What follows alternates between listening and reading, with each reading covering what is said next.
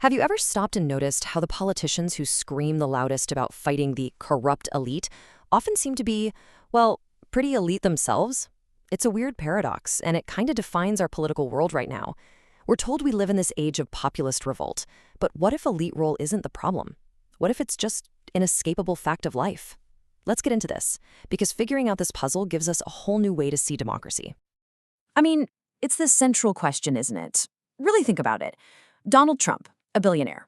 Boris Johnson, an Eton and Oxford guy. Marine Le Pen, who basically inherited a political dynasty. All of them built their brands attacking an establishment that, they were a card-carrying member of. So what's going on here? Is it just massive hypocrisy? Or is there something much, much deeper at play?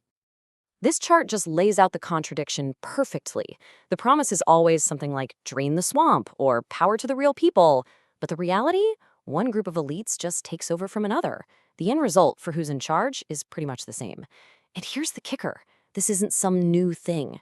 A group of classic political thinkers saw this pattern over 100 years ago, and they said it was a fundamental law of how societies work.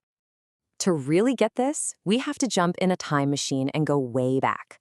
We're going to look at a set of old ideas that are shockingly relevant today. It's often called the Iron Law of Elites, and it's a framework that suggests elite rule isn't an accident or a corruption of the system, it's the system itself. So this whole idea was built at the turn of the 20th century. You had these three Italian thinkers, Mosca, Pareto, and Michels, and they all, working separately, came to a pretty similar, kind of startling conclusion.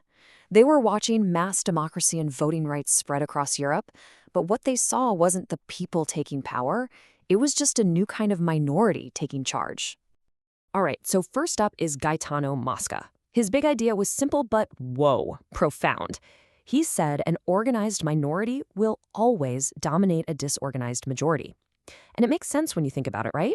It's just way easier for a small, coordinated group to get its act together and wield power than it is for a giant, scattered public.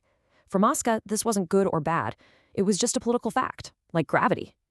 Then you've got Vilfredo Pareto. He added a really cool dynamic element to this. He said history is like a river, a constant circulation of elites. New, hungry, ambitious groups are always rising up from the masses to challenge the old, tired elites. They fight, they win, and eventually they become the new establishment, just waiting for the next group to come along and challenge them. Power never goes away, it just changes hands. Okay, and the final piece of the puzzle comes from Robert Michels. Now, he studied the most democratic organizations he could find in his day, socialist political parties, and he found that even they couldn't escape this iron law. Why? Because to get anything done, you need leaders, you need a bureaucracy, you need structure. And that led to his famous line, "Who says organization says oligarchy?" Leadership, by its very nature, concentrates power in the hands of a few. So, if these thinkers are right, and some small group is always going to be in charge, what does that mean for democracy? Is the whole rule by the people thing just a nice story we tell ourselves? Is it a total lie? Well, this is where the idea gets really, really interesting, and, believe it or not, kind of hopeful. Here's the crucial shift in thinking. Maybe we've been looking at democracy all wrong. What if it isn't some final destination, some perfect state where the people rule? What if democracy is the process, the perpetual, never-ending challenge to those in power? It's that constant struggle, the pushback, that keeps the whole system honest and alive.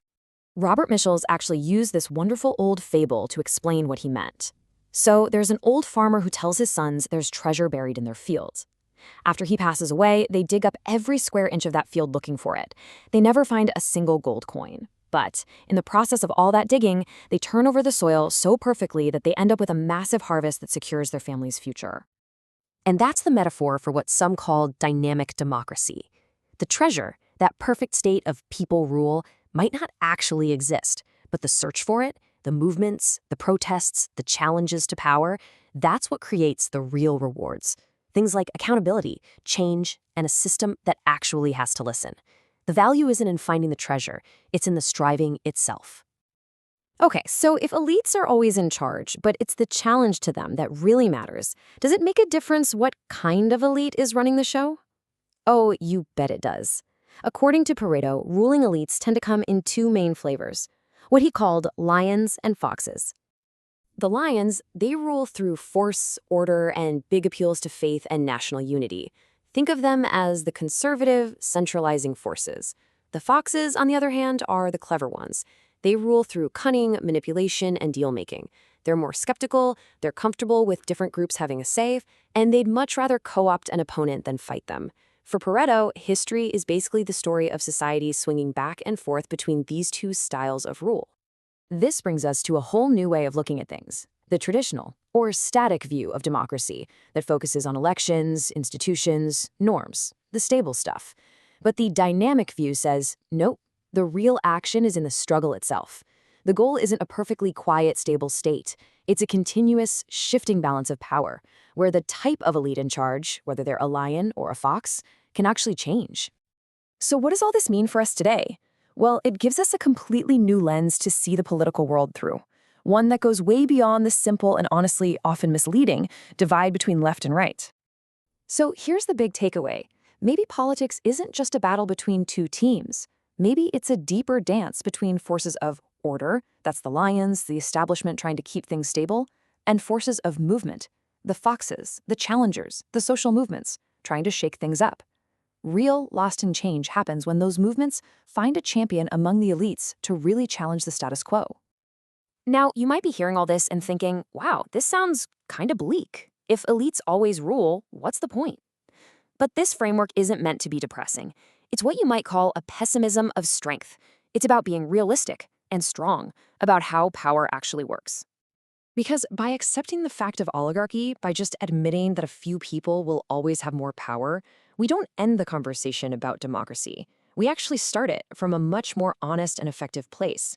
We stop chasing a fantasy, and we start focusing on what really matters, how we can effectively challenge, check, and circulate the elites who govern us. And this leaves us with one final huge question to think about. If politics is really this constant struggle, just look around at the world today. Who are the real challengers to the status quo? Which social movements are putting on the pressure? And as they rise, are they bringing the roar of the lion or the cunning of the fox? The answer to that question is going to tell us an awful lot about where our democracy is headed.